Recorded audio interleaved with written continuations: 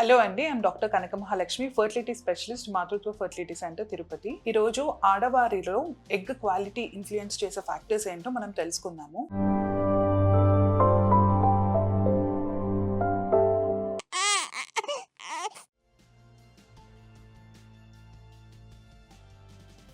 First thing వచ్చేసి age అండి.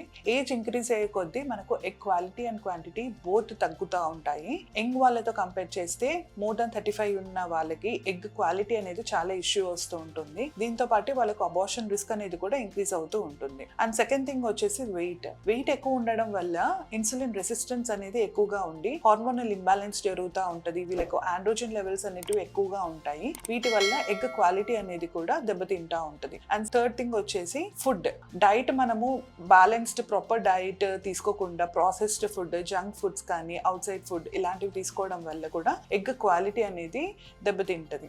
And fourth thing వచ్చేసి కెఫీన్ కానీ స్మోకింగ్, ఆల్కహాల్ వీటన్నిటి వల్ల కూడా ఎగ్ క్వాలిటీ ఇష్యూస్ అనేటివి వస్తూ ఉంటాయి.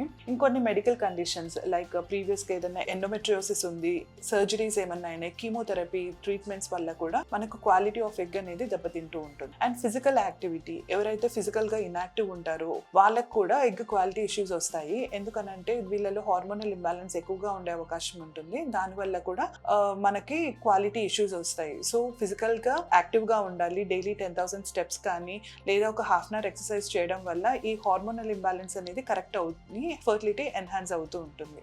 అండ్ ఇంకొన్నిగా రీసెంట్ స్టడీస్ వచ్చాయండి. దాంట్లో ఎండోక్రైన్ డిస్రప్టర్ కెమికల్స్ అనేవి ఉంటాయి. అవి ఏంటంటే మనం యూజ్ చేసే ప్లాస్టిక్స్ లో కానీ, నాన్ స్టిక్ వేర్ లో, ఇంకా పర్ఫ్యూమ్స్ లో, కాస్మెటిక్స్ లో ఇవన్నిట్లో కూడా ఎక్కువగా ఉంటాయి. అవి ఎక్కువ రోజులు యూజ్ చేయడం వల్ల లాంగ్ టర్మ్ లో కూడా ఎగ్ క్వాలిటీ అనేది దెబ్బతినే అవకాశం ఉంటుంది. Thank you.